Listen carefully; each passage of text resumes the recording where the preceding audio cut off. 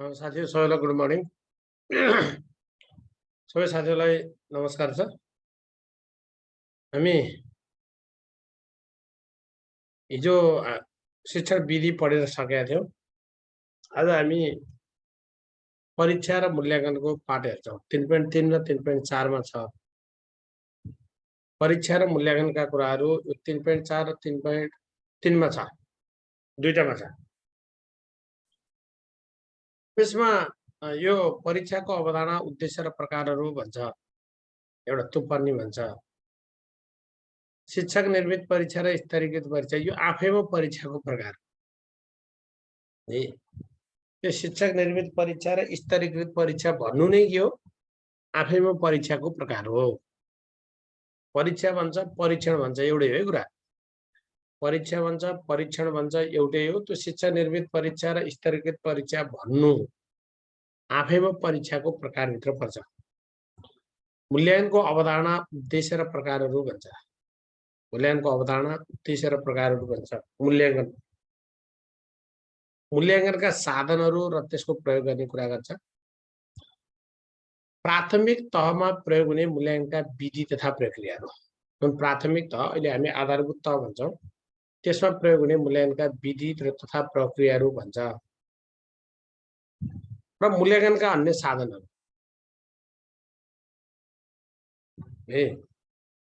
अब यो अवलोकन, श्रेणी मापन, रुजु सूची, सञ्चित अभिलेख, घटनावृत्त अभिलेख र कार्यसञ्चयिका यी पक्षहरूको बारेमा हामी यसमा छलफल गर्नुपर्छ। त्यस्तो धेरै गाह्रो विषय पक्कै छैन होला। मूल्याङ्कनको बारेमा तपाईहरुले धेरै पढ्नु भएको छ। क्याम्पसमा धेरै पढ्नुभयो हैन। अब 12 कक्षामा चाहिँ के अरे शैक्षणिक मूल्याङ्कन पढ्नुभयो। अब ब्याचलरमा करिकुलम एन्ड इभ्यालुएसन पढ्नुभयो। फर्स्ट पेपरमा इभ्यालुएसनको बारेमा छुट्टै पाठमा पढ्नुभयो।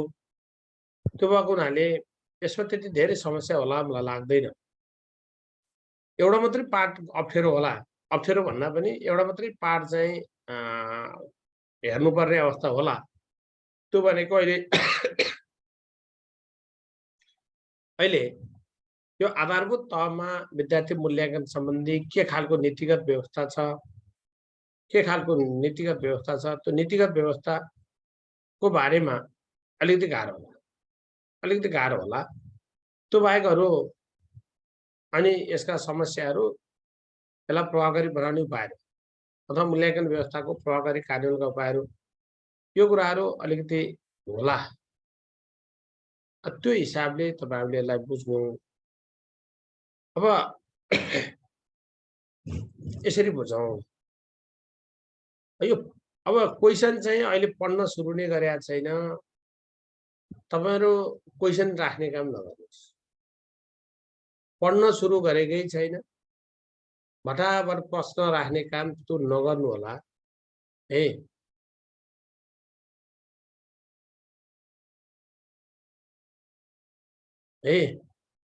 मैले पढाउँदै जाँदा नबुझेको कुरा राख्नुहोस्।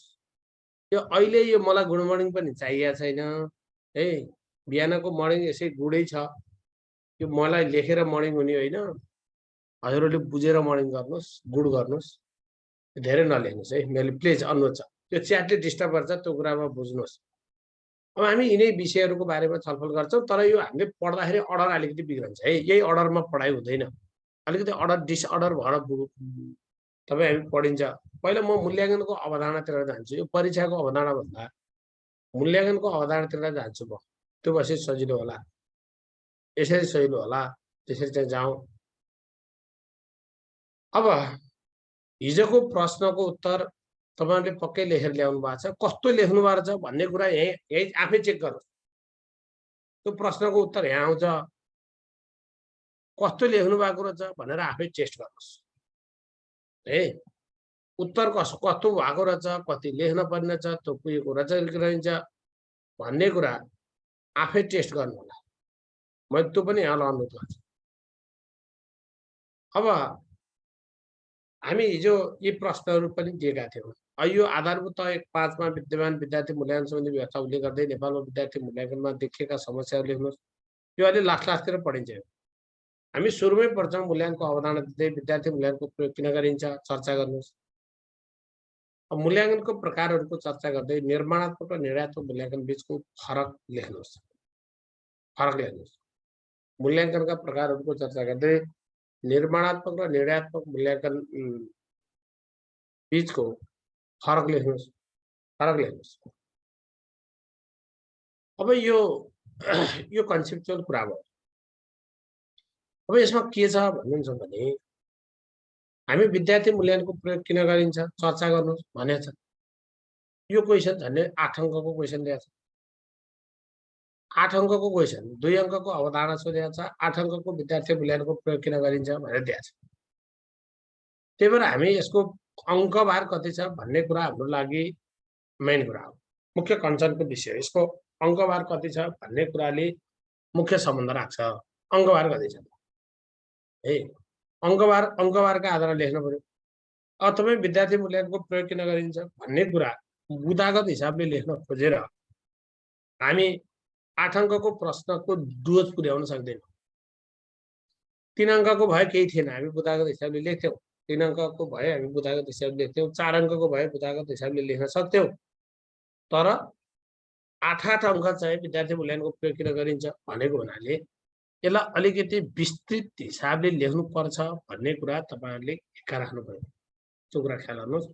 यसको उत्तर दिने ढाँचाको कुरा गर्दा मूल्याङ्कनको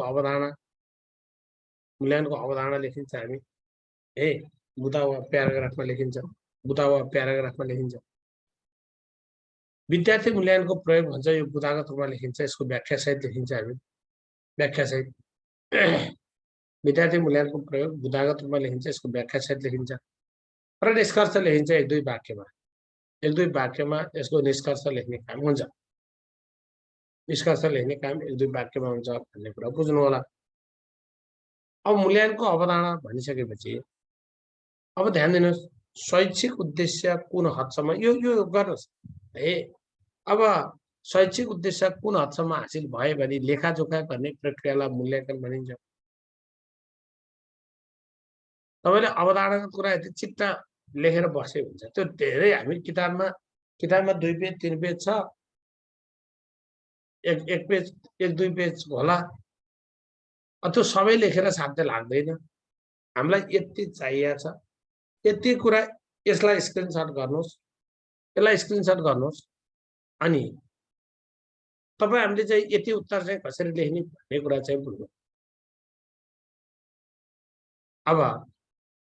अब के बुझौँ भने बुकमा आएकै छ, ठिक छ, केही छैन।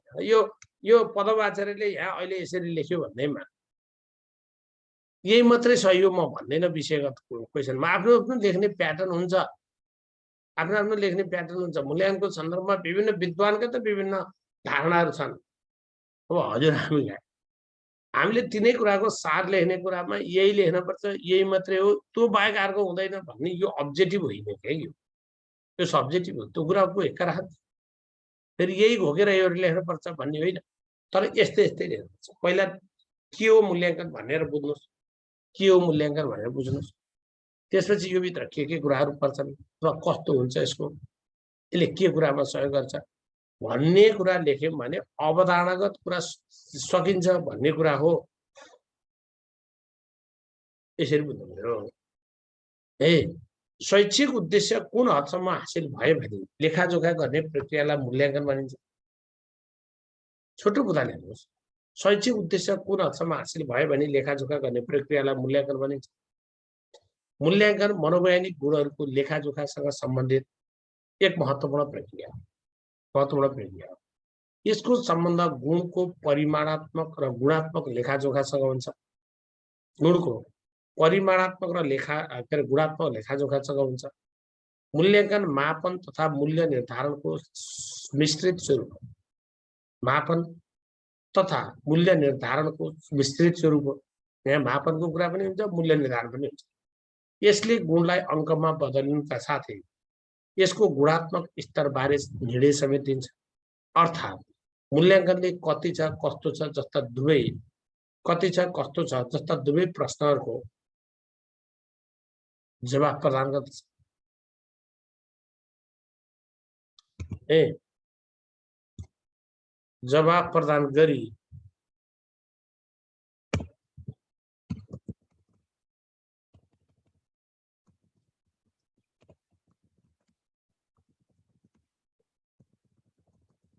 यति लेख्नु।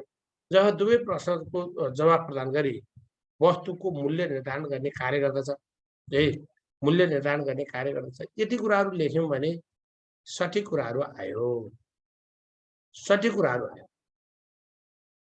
यति कुराहरू पढ्यो भने सठिक कुराहरू आयो, हामीलाई अवधारणागत कुराहरू चाहिँ बुझियो है। यो मूल्याङ्कनको अवधारणागत कुरा यसरी हेर्नु सकिन्छ। अब मूल्याङ्कन भनेको के हो भन्यो भने लेख्न सकिन्छ, सकिन्छ कि नै? मूल्याङ्कन के हो भनेर लेख्न सकिन्छ कि सकिन्न? मूल्याङ्कन के हो भनेर लेख्न सकिन्छ कि सकिँदैन? मूल कुरा त बुझ्नुहोस् है, के हो भनेर लेख्न सकिन्छ कि सकिन्न भनेर बुझ्नु पर्यो। अब यसरी चाहिँ लेख्नुहोस्। अब यति लेख्न सके त जाति नै हुन्छ नि, हामी त कति लेख्नु छ?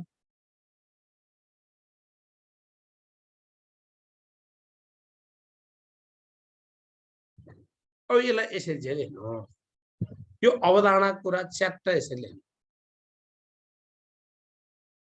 अब मूल्याङ्कनको अवधारणा भ्याइयो। अब विद्यार्थी मूल्याङ्कनको प्रयोग, विद्यार्थी मूल्याङ्कनको प्रयोग भन्यो अब शैक्षणिक कार्यमा प्रयोग हुँदो रहेछ, पद प्रदर्शन कार्यमा प्रयोग हुँदो रहेछ, प्रशासनिक कार्यमा प्रयोग हुँदो रहेछ, अनुसन्धानात्मक कार्यमा प्रयोग हुन्छ। यो 4 वटा कुरा लेखेर व्याख्या सहित लेख्नुभयो, एउटाको 2 अङ्क आउँछ। शैक्षणिक कार्यमा प्रयोग भनेर टक्क व्याख्या लेख्नुहोस्, छोटोमा व्याख्या लेख्नुहोस्। पद प्रदर्शन कार्यमा प्रयोग भनेर चट्ट व्याख्या लेख्नुहोस्। प्रशासनिक कार्यमा प्रयोग भनेर च्याट्ट व्याख्या लेख्नुहोस्। अनुसन्धानात्मक कार्यमा प्रयोग भनेर च्याट्ट व्याख्या लेख्नुहोस्, पुगिहालिन्छ। यो 4 वटाको व्याख्या लेख्नु है। विद्यार्थी मूल्याङ्कनको प्रयोग भन्नुहोस् नम्बर 1 अथवा पहिलो बुँदा त एकै दिन पनि पर्दैन। पहिलो बुँदा शैक्षणिक कार्यमा प्रयोग भन्नुहोस् अनि ट्याक्क लेख्नुहोस् त्यसको बारेमा। पद प्रदर्शन कार्यमा प्रयोग त्यसको बारेमा लेख्नुहोस्। प्रशासनिक कार्यमा प्रयोग त्यसको बारेमा लेख्नुहोस्। अनुसन्धानात्मक कार्यमा प्रयोग त्यसको बारेमा। तपाईँले यसलाई कति उत्तर लेख्नुभयो भन्नुहोस् त 1-2 जना साथीहरूले, 2-4 जना साथीहरूले। हिजो यो दिएको कति लेख्नुभयो कि लेख्नु भएन? लेख्दा कसरी लेख्नुभयो होला?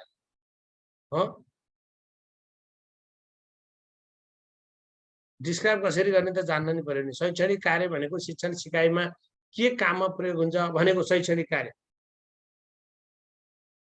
पद प्रदर्शन भनेको बाटो देखाउने, वे देखाउने, भविष्यको लागि मार्गदर्शन गर्ने कुरा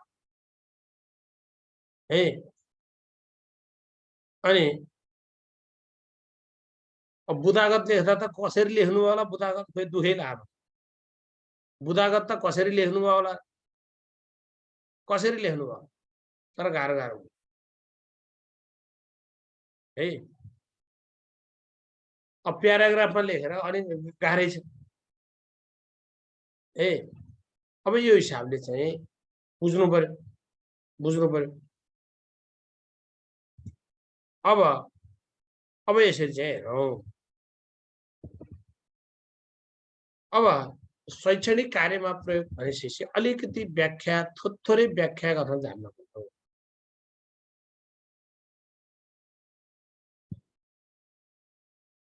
आन्सर धेरै लेख्नै सक्नुभयो तपाईँले, त मैले बुझिहाल्छु। तपाईँहरूलाई 10 नम्बरको उत्तर पुग्ने गरी जब 8 नम्बरको पाठ लेखिन्छ विद्यार्थी अवधारणा त जति पनि लेख्नुहुन्थ्यो। फलाना विद्वानले यसो भन्यो, ढिस्कानाले यसो भन्यो भनेर लेख्नका कति लेखिन्थ्यो, कति लेखिन्थ्यो मूल्याङ्कनको अवधारणा। त्यो लेखेर के अर्थ छैन। किन छैन भन्दा जम्मा 2 मार्क्स छ, 2 मार्क्स।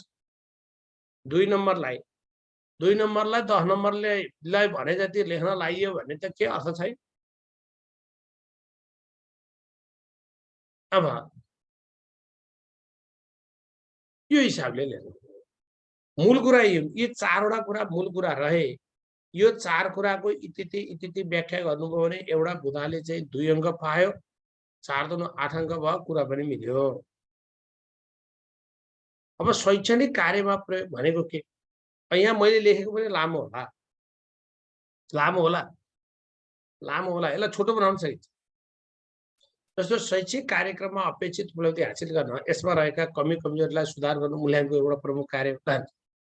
शैक्षिक कार्यक्रममा अपेक्षित सुधार ल्याउन अथवा शैक्षणिक कार्यक्रममा अपेक्षित उपलब्धि हासिल गराउन शैक्षिक कार्यक्रम अथवा शिक्षण सिकाइमा भनेर भनिन्छ। अथवा यसलाई शैक्षिक भन्नुहोस् अथवा शिक्षण सिकाइ भन्नुहोस्। शैक्षणिक कार्यक्रममा अपेक्षित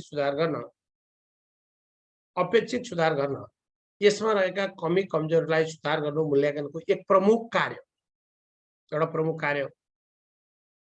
यस अन्तर्गत विद्यार्थीको उपलब्धिको लेखाजोखा गर्नु, विद्यार्थीको वर्गीकरण गर्नु, अनि समयानुकूल अध्यापन गर्नु, पाठ्य विषयको उद्देश्यमा सुधार ल्याउनु, विषयको गहनता र कठिनाई स्तर छुट्याउनु, व्यक्तिगत विभिन्नताको ज्ञान गर्नु, विद्यार्थीलाई अभिप्रेरित गर्नु आदि कार्यहरू पर्दछन्।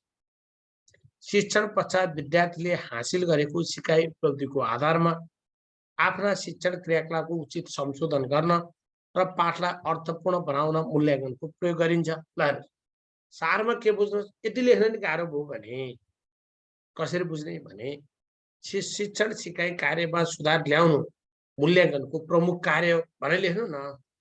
शिक्षण सिकाइ कार्यमा सुधार ल्याउनु मूल्याङ्कनको प्रमुख कार्य हो। यस अन्तर्गत विद्यार्थीको सिकाइ उपलब्धिको लेखाजोखा गर्ने, उनीहरूको कमजोरी पत्ता लगाउने, कमजोरी पत्ता लगाई समयानुकूल शिक्षण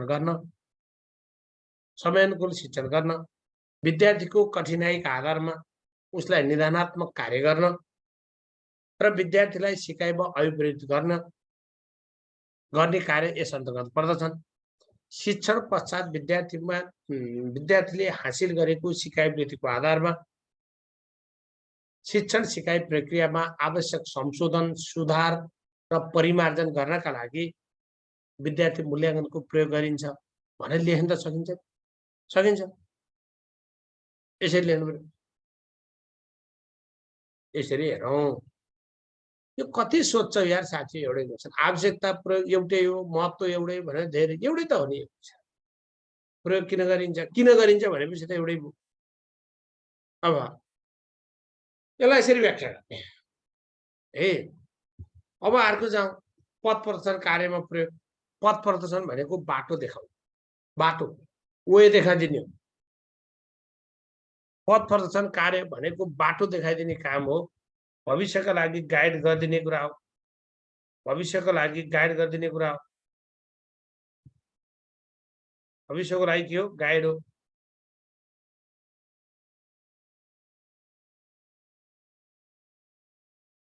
भविष्यको लागि गाइड गर्नु कुरा हो। विद्यार्थीको कुन विषयतिर कस्तो झुकाव छ, कुन विषयप्रति विशेष रुचि छ, कुन विषयमा विद्यार्थीले राम्रो गर्न सक्छ भन्ने कुराको सूचना प्रदान मूल्याङ्कनले गर्छ। भनेपछि विद्यार्थीको कुन विषयतिर झुकाव छ, कुन विषयप्रति विशेष रुचि छ, कुन विषयमा विद्यार्थीले राम्रो गर्न सक्छ भन्ने कुराको सूचना प्रदान मूल्याङ्कनले गर्न सक्छ।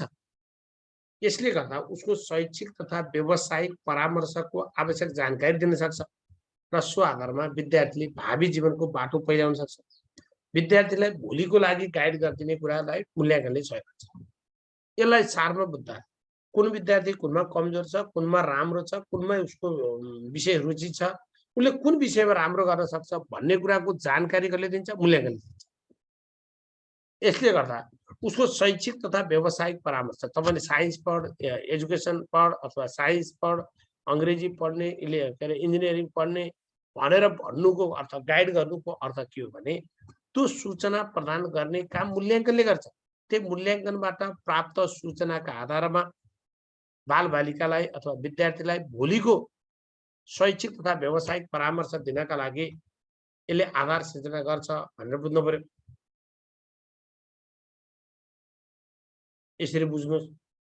अब पथ प्रदर्शन कार्यमा प्रयोग भनेर लेख्नु पर्यो। अब अर्को प्रशासनिक कार्यमा प्रयोग। प्रशासनिक कार्य भनेको के? विद्यार्थीलाई सर्टिफिकेट दिने, प्रमाणपत्र दिने, भर्ना गर्ने यी कुरा प्रशासनिक कार्यभित्र पर्छन्। यी कुरा प्रशासनिक कार्यभित्र पर्छन्। प्रशासनिक कार्यभित्र पर्छन्। विद्यार्थीको शिक्षावृत्तिको स्तरलाई दुरुस्त रूपमा अभिलेख राखिराख्नु पनि प्रशासनिक कार्यभित्र पर्दछ, कार्यमा पर्दछ। विद्यार्थी उत्तीर्ण वा अनुत्तीर्ण भयो भने उसको प्रमाणपत्र दिने, भने उसलाई प्रमाणपत्र दिने, बाहिरबाट आएका विद्यार्थीलाई भर्ना गर्ने काम समेत मूल्याङ्कनको प्रशासनिक कार्यभित्र पर्छ। यसरी बुझ्नु पर्यो। यो प्रशासनिक कार्य अन्तर्गत पर्छ भनेर बुझ्नु पर्यो।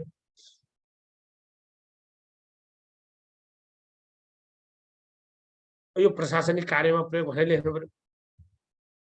अब अनुसन्धानात्मक कार्यमा प्रयोग, अनुसन्धानात्मक कार्यमा प्रयोग। यो विद्यमान शैक्षिक प्रक्रियालाई अझ बढी सुधार गरी विद्यार्थी, अभिभावक, समाज र राष्ट्रको बदलिँदो चाहना अनुरूपका तथ्यहरूको खोजी गरी आवश्यक अनुसन्धानात्मक कार्य गरी नयाँ योजनाको निर्माण गर्न मूल्याङ्कनले सहयोग पुर्याउँछ।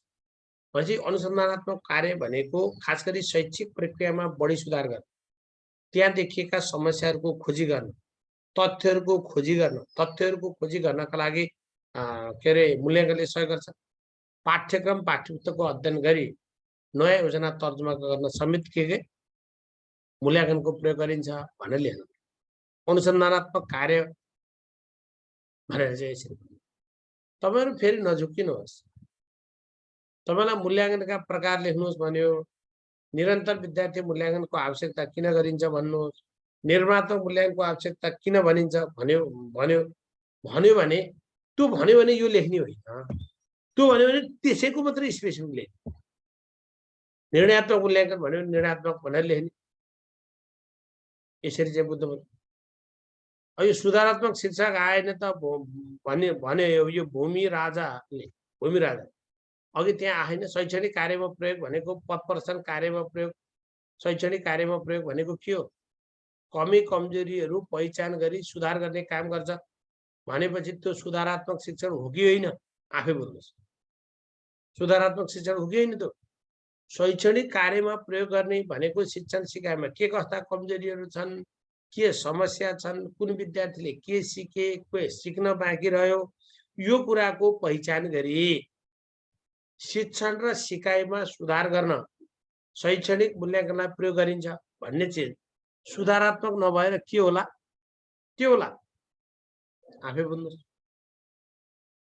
अब अनुसन्धानात्मक कार्य भनेको निदानात्मक मात्रै होइन। तपाईहरु एउटा चिज बुझ्नु होला साथी हो, एउटा चिज फेरि बुझ्नुहोस्। विद्यार्थी मूल्याङ्कनको प्रयोगको कुरालाई हामी एउटा विद्यार्थीको कन्टेक्स्टबाट मात्रै हेर्दैनौँ। एउटा विद्यार्थीको कन्टेक्स्टबाट मात्रै हेर्दैनौँ।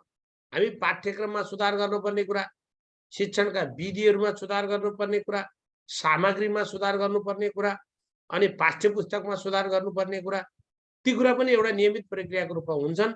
त्यसको लागि एउटा विद्यार्थी मूल्याङ्कन एउटा टुल्स हुन्छ। विद्यार्थी मूल्याङ्कनले महत्त्वपूर्ण खुराक दिन्छ।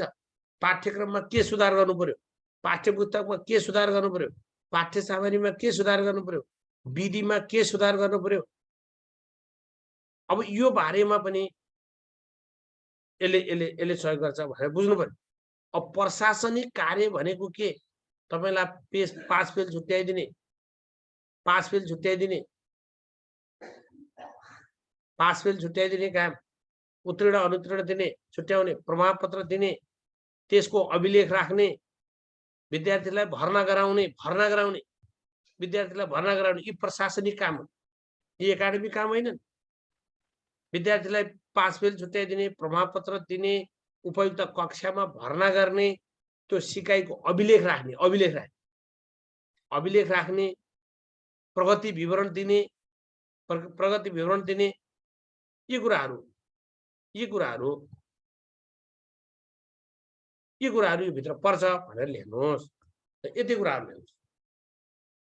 अब यो चारवटा कुरा लेख्नुहोस्।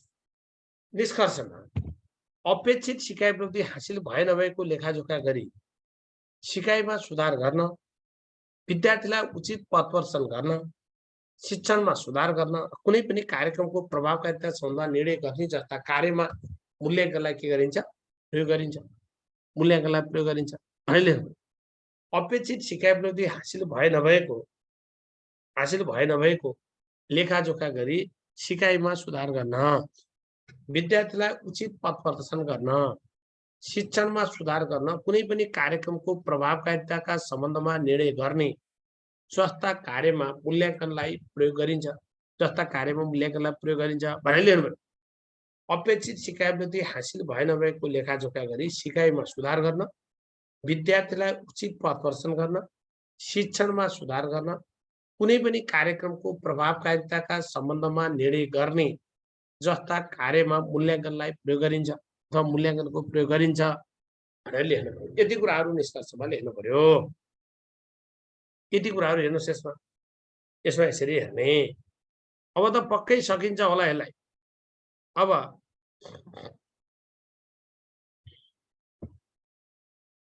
मूल्याङ्कनका प्रकारहरूको चर्चा गर्दै निर्माणात्मक र निर्णयात्मक मूल्याङ्कन बीचको फरक लेख्नुहोस्। त्यसैले त्यो असान्दर्भिक क्वेशनहरू, यो कन्टेन्ट भन्दा बाहिरको असान्दर्भिक क्वेशन अब नलेख्नुहोस्। हिजो पढाएको कुरा, अस्ति पढाएको कुरा यहाँ क्वेशन लेखेर तिनका जवाफ आउँदैन, विषयान्तर हुँदैन। तपाईहरु कोही छुट्नुभयो होला हिजो पढ्न, अब त्यसको जिम्मा मैले लिन सक्दिनँ। हिजो तपाईहरु छोडेको कुराको मैले जिम्मा लिन सक्दिनँ। तपाईहरुले चाहिँ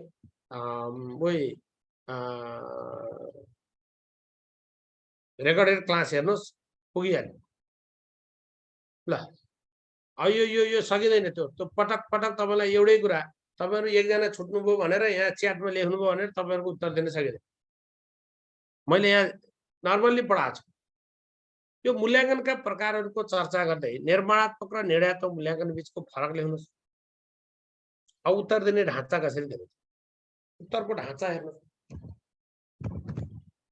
थोरै विषय प्रवेश भनेर लेख्नुस्। यहाँ अवधारणा नसोधेको हुनाले यदि मूल्याङ्कनको अवधारणा दिनुहोस्, निर्माणात्मक मूल्याङ्कनका प्रकारहरूले गर्दै भने हामी मूल्याङ्कनको अवधारणा भनेर लेख्थ्यौँ, अनि मूल्याङ्कनका प्रकार लेख्थ्यौँ, अनि निर्णयात्मक र निर्माणात्मक मूल्याङ्कन बीचको फरक लेख्थ्यौँ र निष्कर्ष लेख्थ्यौँ।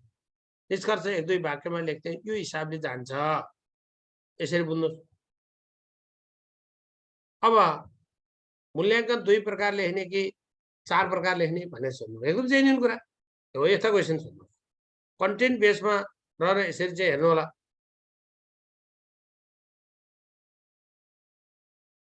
अब यसरी चाहिँ हेरौँ।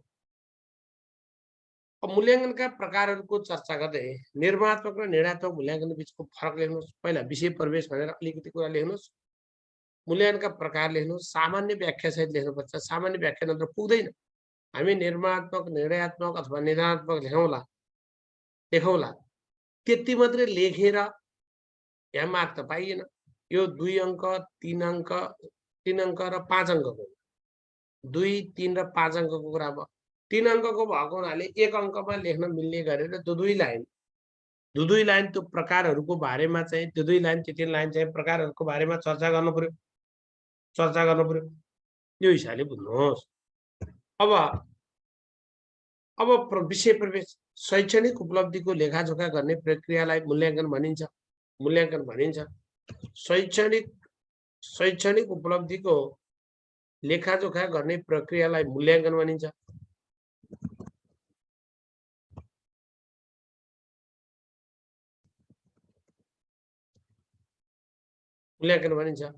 मूल्याङ्कनको प्रयोजनलाई फरवर्ड लुकिङ प्रोसेस र ब्याकवर्ड लुकिङ प्रोसेस गरी दुई वर्गमा विभाजन गरेर हेर्न सकिन्छ।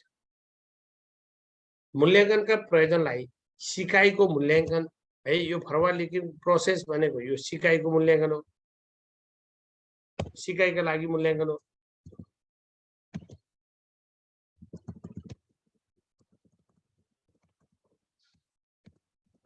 सिकाइका लागि मूल्याङ्कन र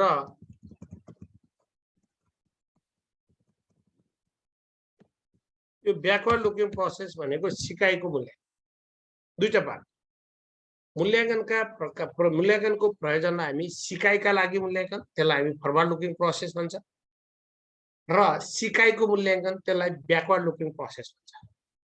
गरी दुई एक अर्थमा यो भनेको सिकाइका लागि मूल्याङ्कन भनेको यो निर्माणात्मक प्रयोजन हो, सुधारात्मक प्रयोजन हो। अहिलेको हाम्रो पाठ्यक्रमले सिकाइका लागि मूल्याङ्कनमा जोड दिने कुरा गर्छ। सिकाइका लागि मूल्याङ्कन हाम्रो यो अर्को भाषामा मूल्याङ्कनका प्रकारको भाषामा यसलाई हामी निर्माणात्मक मूल्याङ्कन भन्छौँ, निर्माणात्मक प्रयोजन भन्छौँ अथवा सुधारात्मक प्रयोजन भन्छौँ। र सिकाइको मूल्याङ्कन भनेको अब पढाएर भ्याइयो, कति सिक्यो भनेर निर्णय दिनका लागि गरिने जुन मूल्याङ्कन हो त्यसलाई हामी सिकाइको मूल्याङ्कन भन्छौँ। अर्को भाषामा त्यसलाई निर्णयात्मक मूल्याङ्कन पनि भन्छौँ। गरी दुई वर्गमा विभाजन गरेर हेर्न सकिन्छ है। अब मूल्याङ्कनको उद्देश्य र तरिकाका आधारमा मूल्याङ्कनलाई वर्गीकरण गर्न सकिन्छ। मूल्याङ्कनलाई केका आधारमा, मूल्याङ्कनको उद्देश्य र तरिकाका आधारमा मूल्याङ्कनलाई विभिन्न प्रकारमा वर्गीकरण गर्न सकिन्छ है। आधारमा मूल्याङ्कनलाई विभिन्न प्रकारमा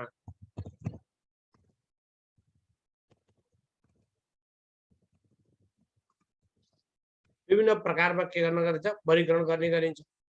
मूल्याङ्कनको उद्देश्य र त्यसको तरिकाका आधारमा मूल्याङ्कनलाई विभिन्न प्रकारमा के गर्न सकिन्छ, वर्गीकरण गर्ने गरिन्छ, विभिन्न प्रकारमा वर्गीकरण गर्ने गरिन्छ।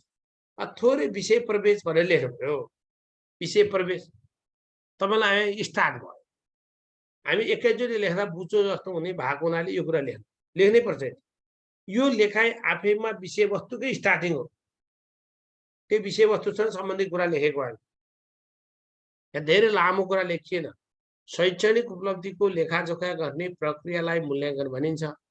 मूल्याङ्कनको प्रयोजनलाई सिकाइका लागि मूल्याङ्कन र सिकाइको मूल्याङ्कन, फरवर्ड लुकिङ प्रोसेस र ब्याकवर्ड लुकिङ प्रोसेस, अथवा यसलाई सिकाइका लागि मूल्याङ्कन र सिकाइको मूल्याङ्कन गरी दुई वर्गमा विभाजन गरेर हेर्न सकिन्छ। मूल्याङ्कनको उद्देश्य र तरिकाका आधारमा मूल्याङ्कनलाई विभिन्न प्रकारमा के गरिन्छ, वर्गीकरण गर्ने गरिन्छ भनेर बुझ्नु पर्यो। यसरी बुझ्नुहोस्। अब मूल्याङ्कनका प्रकार लेख्दा मेरो कुरा ध्यान दिनुहोस्। पहिला मेरो कुरा ध्यान दिनुहोस् क्या, तपाईँहरू धेरै टाठो पनि नबन्नु। मैले पढाउन भ्याएको छैन, तपाईँहरू चाहिँ अहिले उत्तर दिएर सक्नुभयो। अलिकति ध्यान दिएर सुन्नु नि पर्छ, त्यो धैर्यता नि राख्नुपर्छ है। अब मूल्याङ्कनका प्रकारमा लेख्नुहोस् कसरी, त्यो तपाईँहरूको कुरा हो। तपाईँले मुख्यतया दुईटा प्रकार छुट्याउनु भयो, तर तीन प्रकारसँग लेख्ने गरिन्छ। होला चार प्रकार पनि हुन्छन्, तर त्यो प्लेसमेन्ट टेस्टको बारेमा यहाँ लेखिराख्नु जरुरत छैन। स्थान निर्धारण मूल्याङ्कन प्लेसमेन्ट टेस्टको बारेमा यहाँ लेखिराख्नु जरुरत छैन। त्यो स्थान निर्धारण मूल्याङ्कन जुन लिन र ग्रुडनले चार प्रकार भनेका थिए, स्थान निर्धारण मूल्याङ्कन, निर्माणात्मक मूल्याङ्कन, निर्णयात्मक मूल्याङ्कन र निदानात्मक मूल्याङ्कन। तर म्याल्कम स्क्राइबनले मूल्याङ्कनका मुख्यतया दुईटा प्रकार हुन्छन् भनेका थिए, निर्माणात्मक र निर्णयात्मक। तपाईँले निदानात्मक लेख्न सक्नुहुन्छ। निदानात्मक मूल्याङ्कन भनेको एक प्रकारको सुधारात्मक मूल्याङ्कन हो। खास गरी जटिल प्रकारका समस्याहरूको समाधान गर्न पर्यो, अलि बढी डायग्नोसिस गर्न पर्यो, निदान गर्न पर्यो, समस्याको कारण पहिचान गर्न पर्यो। समस्याको कारण पहिचान गरेर समाधानका उपायहरू निकाल्न पर्यो भने त्यो बेला निदानात्मक मूल्याङ्कन गरिन्छ। त्यो भएर तपाईँले लेख्दा निर्माणात्मक, निर्णयात्मक र निदानात्मक लेख्नुहोस्, त्यही राम्रै हुन्छ। त्यो दुईटा निर्माणात्मक निर्णयात्मक लेखिरहनु भन्दा एउटा निदानात्मक थपेर लेख्नुहोस्, बेटर हुन्छ। तर यो दुईटा मात्रै लेख्नुभयो भने पनि मुख्य प्रकार दुईटा प्रकार हुनु भनेर चाहिँ बुझ्नु होला। यो निरन्तरका कुरा होइन, अझै पनि कन्सेप्ट थाहा छैन, अझै पनि थाहा छैन हामीलाई। अझै पनि प्रकारको कुरामा आवधिक मूल्याङ्कन, निरन्तर मूल्याङ्कन भनेर लेखिन्छ र त्रैमासिक मूल्याङ्कन भनिन्छ। यो कुरामा त कन्फ्युज नहुन पर्ने हो भाइ बहिनीहरू प्लिज। यो त जम्मैले थाहा पाएकै कन्ठै भएको कुरा हो। निरन्तर मूल्याङ्कन, आवधिक मूल्याङ्कन भनेर लेखियो भने त तपाईँको उत्तरले अङ्क पाउँदैन। तपाईँले कापी त भरेर आउनुहुन्छ, एक पेज कापी भरेर आउनुहुन्छ।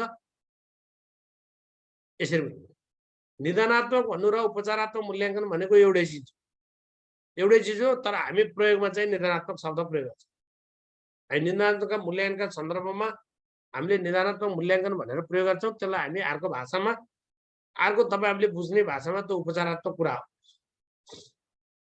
ल अब अरू नजानुहोस् के प्लिज। तपाईँ कार्यक्रमका मूल्याङ्कन, पूर्व मूल्याङ्कन, पश्चिम मूल्याङ्कन, उत्तर मूल्याङ्कन, दक्षिण मूल्याङ्कनतिर नजानुहोस्। मूल्याङ्कनका प्रकार भन्यो भने यी लेख्नुहोस् भनेपछि किन मन डुलाएको? तपाईले मूल्याङ्कनका प्रकारमा यी बाहेक अरू लेख्नुभयो भने तपाईको गलत हुन्छ। ल तपाईलाई मूल्याङ्कनको प्रकार भनेर क्वेशन सोध्यो भने मैले अब धेरै बोल्दिनँ तपाईहरुसँग यो बारेमा।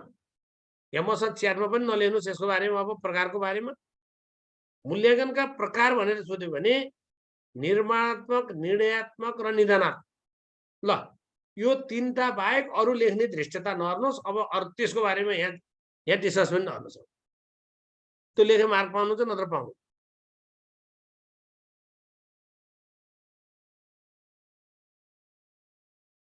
यति बुझ्नुहोस्।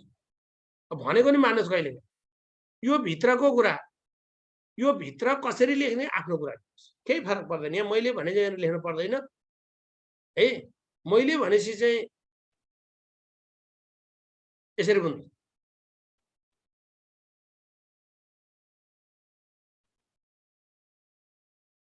यसरी बुझ्नुहोस्।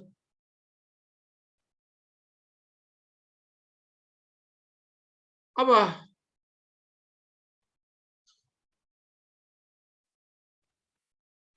तर परीक्षामा के लेख्ने भन्ने तपाईलाई छुट छ क्या। परीक्षामा 50 नम्बर ल्याउने अरे लेख्ने कि 60 अङ्क ल्याउने लेख्ने कि फेरि पास भइहालियो भने आगे पढ्न पर्दैन। फेरि यही न्युमा चाहिँ घरमा चाहिँ श्रीमतीलाई के अरे श्रीमानलाई परिवारलाई अलिकति यसो फुर्सद दिन पाइन्न भन्ने छ भने मूल्याङ्कनका प्रकार भनेर सोध्यो भने कार्यक्रम मूल्याङ्कन, अनि अर्को के मूल्याङ्कन, अनि अर्को पूर्व मूल्याङ्कन, पश्चिम मूल्याङ्कन, दक्षिण मूल्याङ्कन भनेर अब 3 घण्टा त बिताउनु पर्यो। त्यस्ता उत्तर लेखेर छोड्दिनुहोस्। ल अब निर्माणात्मक मूल्याङ्कन शिक्षण सिकाइ प्रक्रिया सँगसँगै गरिने मूल्याङ्कनलाई निर्माणात्मक मूल्याङ्कन भनिन्छ। अब तपाईको निरन्तर मूल्याङ्कन आएन है, यही होइन त भनेको, यही हो कि होइन? निरन्तर मूल्याङ्कन भन्ने टाइप चाहिँ छैन, मूल्याङ्कनको प्रकारै होइन त्यो प्रकारै होइन। त्यो निरन्तर मूल्याङ्कन कस्तो हुन्छ? निर्माणात्मक प्रकृतिको हुन्छ, सिकाइका लागि मूल्याङ्कन। शिक्षण सिकाइ प्रक्रिया सँगसँगै गरिने मूल्याङ्कनलाई निर्माणात्मक मूल्याङ्कन भनिन्छ। सँगसँगै शिक्षण सिकाइ प्रक्रियाको अभिन्न अङ्गको रूपमा गरिने जुन मूल्याङ्कन हो त्यो मूल्याङ्कनलाई निर्माणात्मक मूल्याङ्कन भनिन्छ। यस मूल्याङ्कनको प्रमुख उद्देश्य विद्यार्थीको सिकाइ स्तरमा सुधार गर्नु हुन्छ। यसले शैक्षिक कार्यक्रममा सुधारको लागि विद्यार्थी, शिक्षक, व्यवस्थापक योजनाहरूलाई महत्त्वपूर्ण सुधार दिन्छ। यसका साधनहरूमा गृह कार्य, कक्षा कार्य, प्रश्नोत्तर, एकाइ परीक्षा आदि पर्छन्। यो भाषा आफ्नो भाषामा लेख्नु।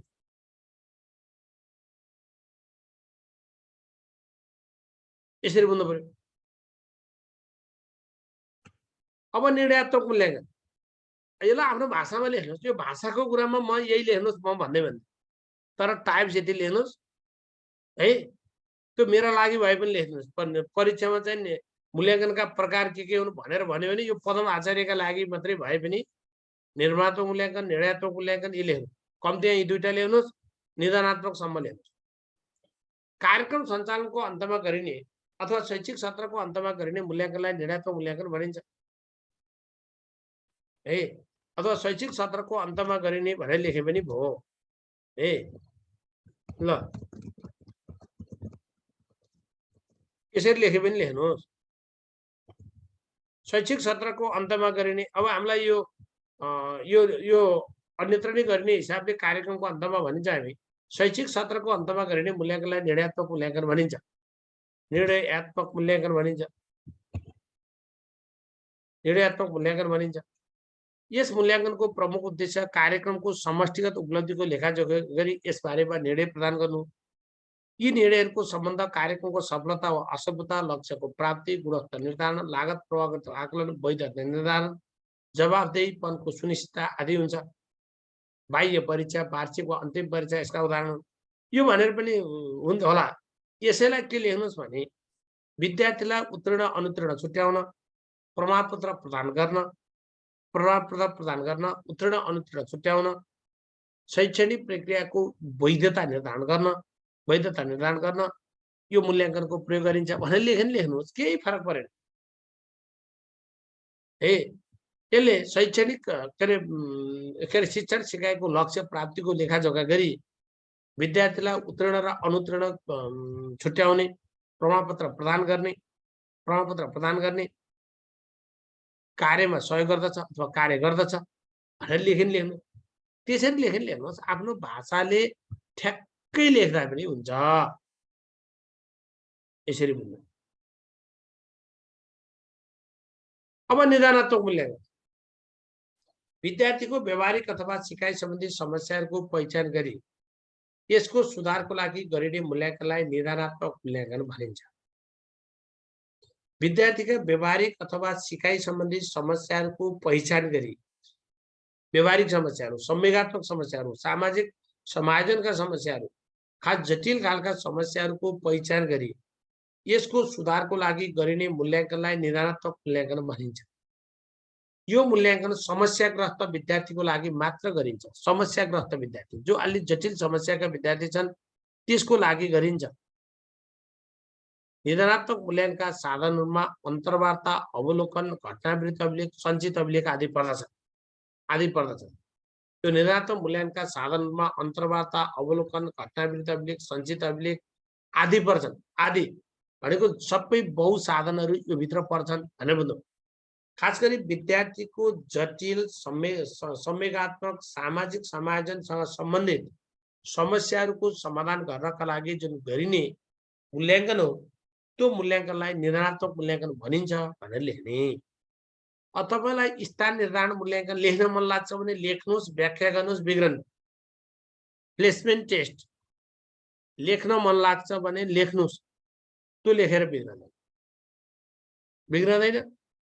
अब त्यो लेख्ने बित्तिकै तन्न मार्क थपिन्छ भन्ने पनि होइन।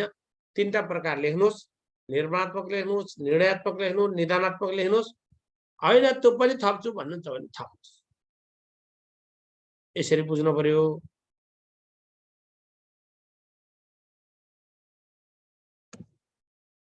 के भन्नु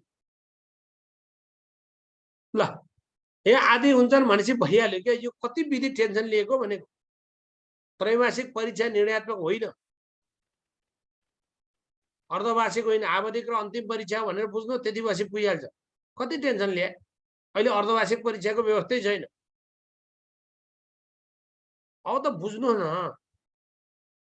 अब निर्माणात्मक र निर्णयात्मक मूल्याङ्कन बीचको फरक, दुईवटा बीचको फरक टेबलमा हाल्नुहोस्। अब निर्माणात्मक मूल्याङ्कन प्रमुख उद्देश्य सिकाइमा सुधार गर्नु। निर्णयात्मक मूल्याङ्कनको प्रमुख उद्देश्य विद्यार्थीको सिकाइ स्तर निर्धारण गर्नु।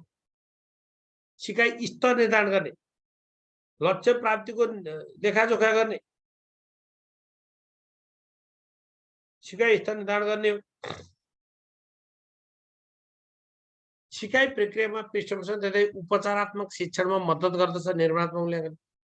सिकाइ प्रक्रियामा पृष्ठपोषण दिँदै उपचारात्मक शिक्षणमा मद्दत गर्दछ। यता विद्यार्थीको ज्ञान, सिप, प्रवृत्ति वा उपलब्धिको स्तर निर्धारण गरी सूचना प्रदान गर्छ, त्यो काम गर्दछ। यो मूल्याङ्कनको अध्यापनको हरेक क्षणमा प्रयोगमा आउँछ। निर्माणात्मक मूल्याङ्कन अध्यापनको प्रत्येक क्षणमा प्रयोग हुन्छ। यो मूल्याङ्कन कुनै शैक्षिक सत्रको अन्तमा प्रयोगमा आउँछ। पूर्व परीक्षा, एकाइ परीक्षा, गृहकार्य परीक्षा, उपलब्धि परीक्षा आदि यो मूल्याङ्कनका निर्माणात्मक मूल्याङ्कनका साधन हुन् भने वार्षिक परीक्षा, अन्तिम परीक्षा यस मूल्याङ्कनका साधन हुन्। अब यसलाई तपाईँहरूले यता आधार दिएर गरे पनि हुन्छ। आधार अनि निर्माणात्मक मूल्याङ्कन, निर्णयात्मक मूल्याङ्कन भनेर लेखे पनि हुन्छ।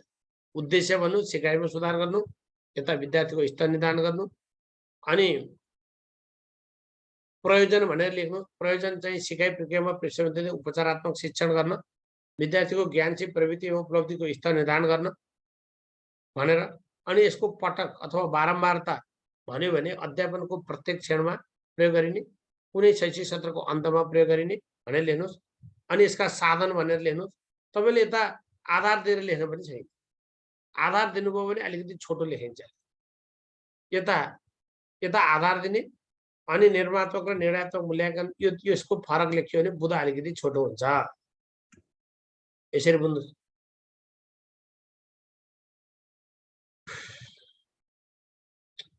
यो हंसराज भन्नेको हंस के भएको छ अहिले? त्यो पालो आउँछ आउँदैन 9 महिना त कुरा यार, 9 महिना कुरा क्या। बिहार ल्याउने बित्तिकै उतिखेरै सेकेना छोराछोरी चाहियो निकाल्देल भनेर हुन्छ। एउटा पढाउन लाग्छ यार, के लेख्छ यार। अब शिक्षणमा औपचारिक तथा अनौपचारिक दुवै स्थानमा यो मूल्याङ्कन प्रक्रिया अपनाइन्छ। तर यो औपचारिक मूल्याङ्कन प्रक्रियामा मात्र अपनाइन्छ। औपचारिक अनौपचारिक दुवै स्थानमा निर्णयात्मक प्रयोग गर्न सकिन्छ, तर निर्णयात्मक औपचारिक मूल्याङ्कन प्रक्रिया मात्र अपनाइन्छ। निर्णयात्मक मूल्याङ्कन निरन्तर चलिरहने र निरन्तर पृष्ठपोषण दिने प्रक्रिया हो। निर्णयात्मक मूल्याङ्कन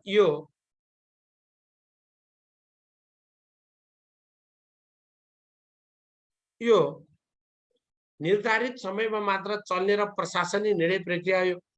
प्रशासनिक निर्णय प्रक्रिया हो। यसमा अपेक्षित उद्देश्यका आधारमा विद्यार्थीले प्राप्त गरेको अङ्कको व्याख्या गरिन्छ, तर यसमा समग्र समूहको प्राप्ताङ्कका आधारमा नतिजाको व्याख्या गरिन्छ। यो मूल्याङ्कन कार्यक्रमको विकास र विस्तारको क्रममा आवश्यकता अनुसार गरिन्छ।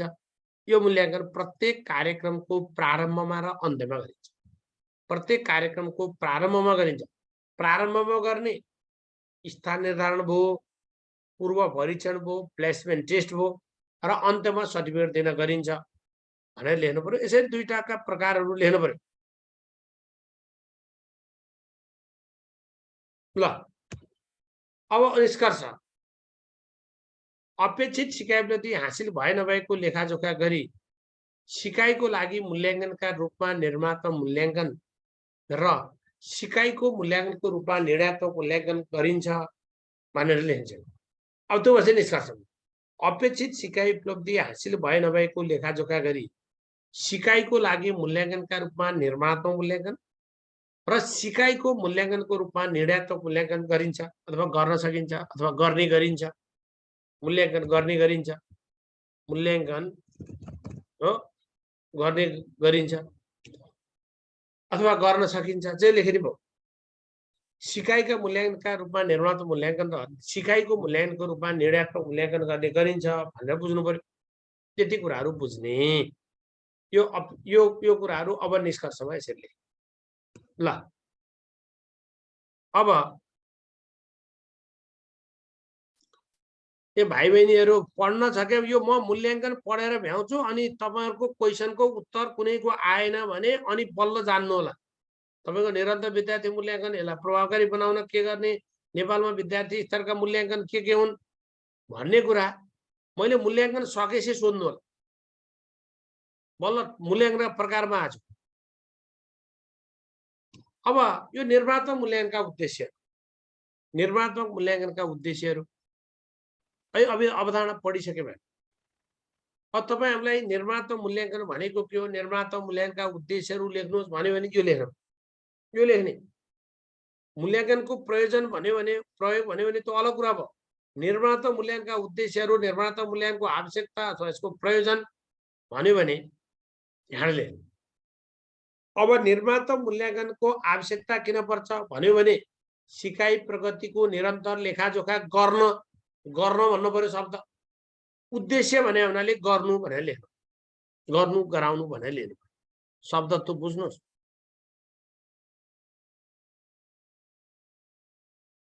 सिकाइको प्रगतिको निरन्तर लेखाजोखा गर्नु, शिक्षण योजनालाई सही रूपमा कार्यान्वयन गराउनु, शिक्षण योजनालाई सही रूपमा कार्यान्वयन गराउनु, विद्यार्थीका कमी कमजोरी पत्ता लगाउनु, शिक्षण सिकाइ क्रियाकलापमा के गर्नु, सुधार ल्याउनु, शिक्षण विधिलाई प्रभावकारी बनाउनु, शिक्षण सिकाइमा देखा परेका त्रुटिहरू हटाउन तत्कालै पृष्ठपोषण प्रदान गर्नु, तत्कालै पृष्ठपोषण प्रदान गर्नु, तत्कालै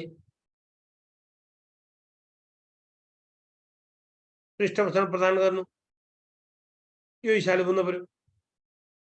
शिक्षक विद्यार्थी बीच सुमधुर सम्बन्ध कायम गराउनु अनि विद्यार्थीका सम्पूर्ण अनुभव र व्यवहारको दैनिक लेखाजोखा गर्नु, यो निर्मात्मक मूल्याङ्कनको आवश्यक उद्देश्य रहेछ।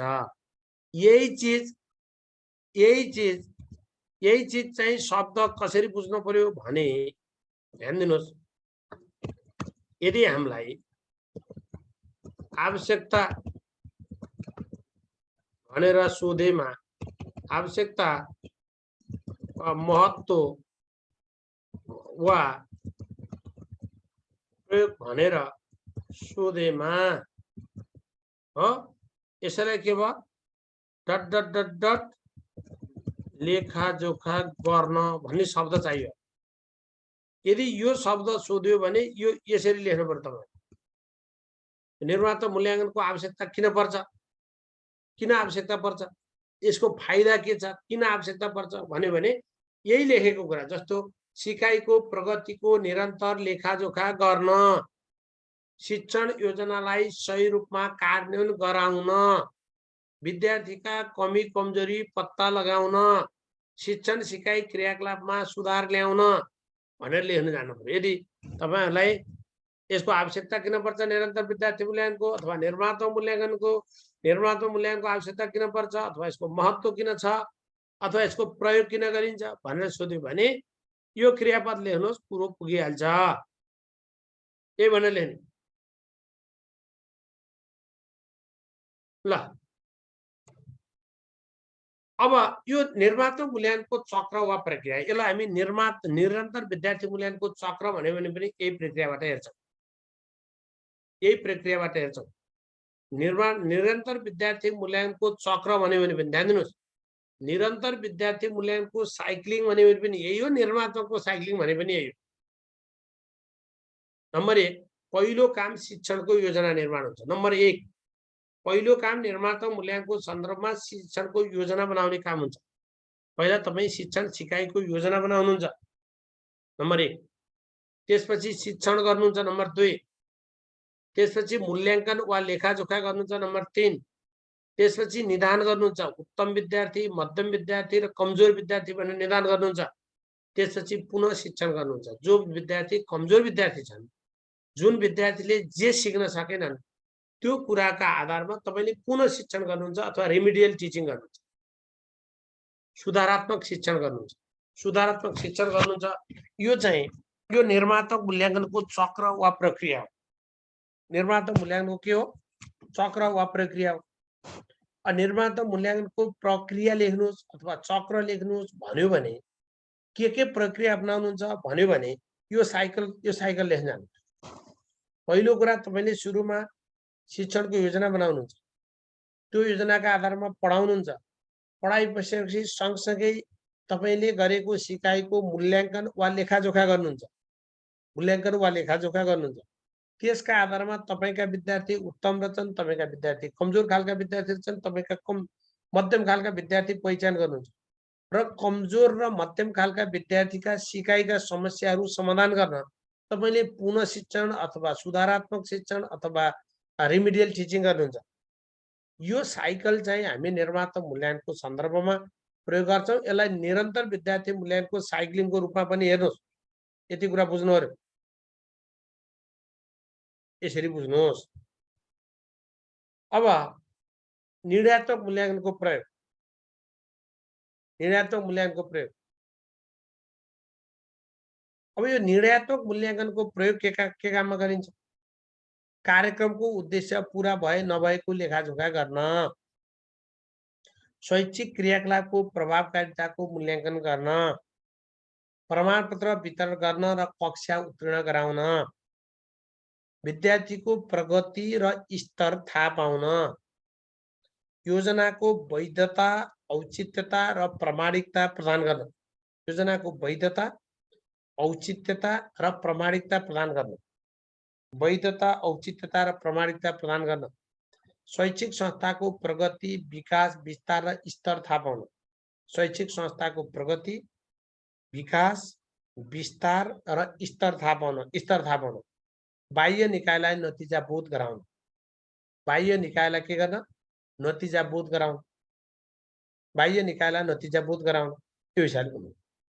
कार्यक्रमको उद्देश्य पूरा भए नभएको लेखाजोखा गर्न, शैक्षिक क्रियाकलापको प्रभावकारिताको मूल्याङ्कन गर्न, प्रमाणपत्र वितरण गर्न र कक्षा उत्तीर्ण गराउन, विद्यार्थीको प्रगति र स्तर थाहा पाउन, अनि योजनाको वैधता, औचित्यता र प्रमाणिकता प्रदान गर्न, शैक्षिक संस्थाको प्रगति, विकास, विस्तार र स्तर थाहा पाउन र बाह्य नतिजा निकायलाई के गर्न, नतिजा बोध गराउन यसको प्रयोग गरिँदछ।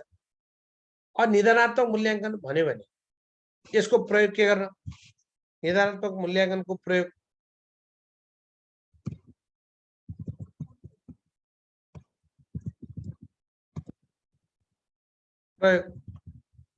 निधानात्मक मूल्याङ्कनको प्रयोग के काममा गर्ने? अब निदानात्मक कार्यका आधारमा सुधारात्मक एवं उपचारात्मक शिक्षण गर्न, निर्मात्मक मूल्याङ्कनले समाधान गर्न नसकेका सिकाइ समस्या हल गर्न, जटिल र विशिष्ट सिकाइ समस्याका आधारभूत कारण खोजी गरी उपचार विधि प्रदान गर्न, विद्यार्थीमा हुने सिकाइ समस्या वा कठिनाइको कारण पहिचान गरी निराकरण गर्न, विद्यार्थीका व्यवहारिक, संवेगात्मक आदि समस्याहरू पहिचान गरी त्यसको समाधानमा प्रयोग गर्न र विद्यार्थीको व्यक्तित्व र सामञ्जस्यका समस्याहरूको के गर्न, निराकरण गर्न। यो कामका लागि निर्माणात्मक मूल्याङ्कन चाहिन्छ। निधानात्मक कार्यका आधारमा सुधारात्मक एवं उपचारात्मक शिक्षण गर्न, निर्माणात्मक मूल्याङ्कनले समाधान गर्न सकेका सिकाइ समस्या हल गर्न। हेर्नुहोस्, यो सामान्य निर्माणात्मक मूल्याङ्कनले समस्या गर्न नसक्ने, समाधान गर्न नसकेका सिकाइ समस्या हल गर्दो रहेछ। जटिल र विशिष्ट सिकाइ समस्याका आधारभूत कारण खोजी गरी उपचार विधि प्रदान गर्न, विद्यार्थीमा हुने सिकाइ समस्या वा कठिनाइको कारण पहिचान गरी निराकरण गर्न, विद्यार्थीका व्यवहारिक, संवेगात्मक आदि समस्याहरू पहिचान गरी त्यसको समाधानमा प्रयोग गर्न र विद्यार्थीको व्यक्तित्व र सामञ्जस्यका समस्याहरूको निराकरण गर्न। यो गर्नका लागि निर्माणात्मक मूल्याङ्कनको आवश्यकता पर्दछ भनेर लेख्ने। अब शैक्षिक मार्गदर्शन र परामर्शको आधार, यो शैक्षिक मार्गदर्शन, यो गाइडेन्स होइन, काउन्सिलिङ गर्नको पनि यो चाहिन्छ भनेर बुझ्नुभयो। यति कुराहरू तपाईँले यसमा बुझ्नुहोस्। अब हामीले मेजर कुरा पढिसक्यौँ। अब परीक्षा, अघि एउटा साथीले परीक्षा र मूल्याङ्कनको बिचमा के फरक छ, टेस्ट एन्ड इभ्यालुएसन भन्नुभयो। परीक्षा परीक्षणको अवधारणा दिँदै शिक्षक निर्मित परीक्षण र स्तरीकृत परीक्षणको बीचको अन्तर लेख्नुहोस् भन्यो। परीक्षण अथवा परीक्षाको अवधारणा दिँदै शिक्षक निर्मित परीक्षण र स्तरीकृत परीक्षण बीचको अन्तर लेख्नुहोस् भन्यो। उत्तर लेख्दा कसरी लेख्ने, परीक्षाको अवधारणा लेख्ने, यसलाई परीक्षण, यसलाई टेस्ट भन्छ अर्को भाषा।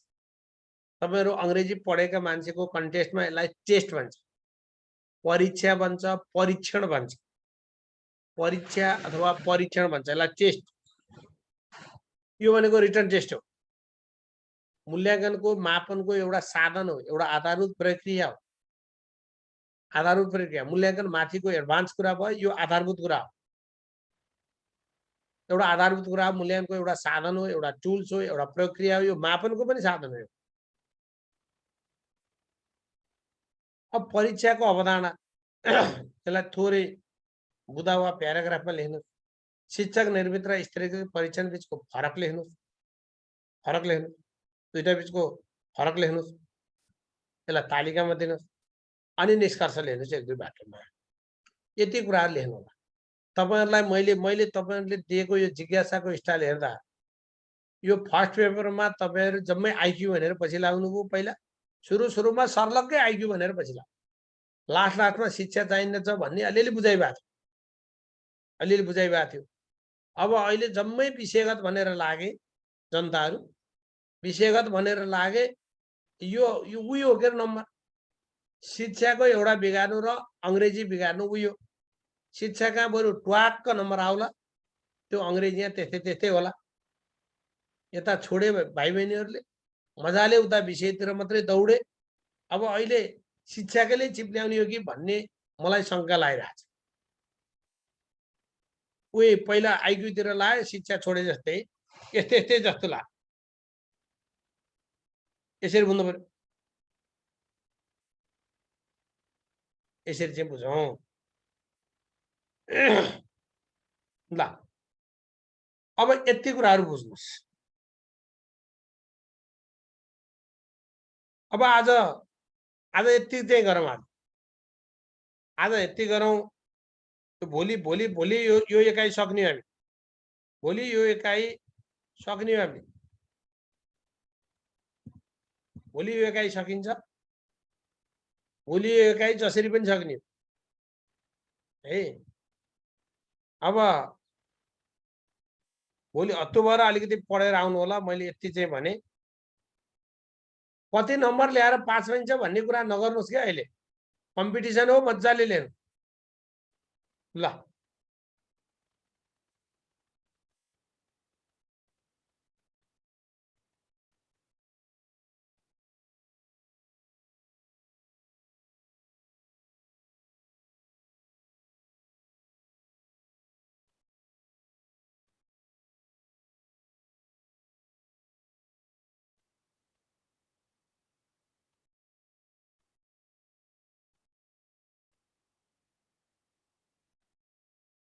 थ्याङ्क यू है।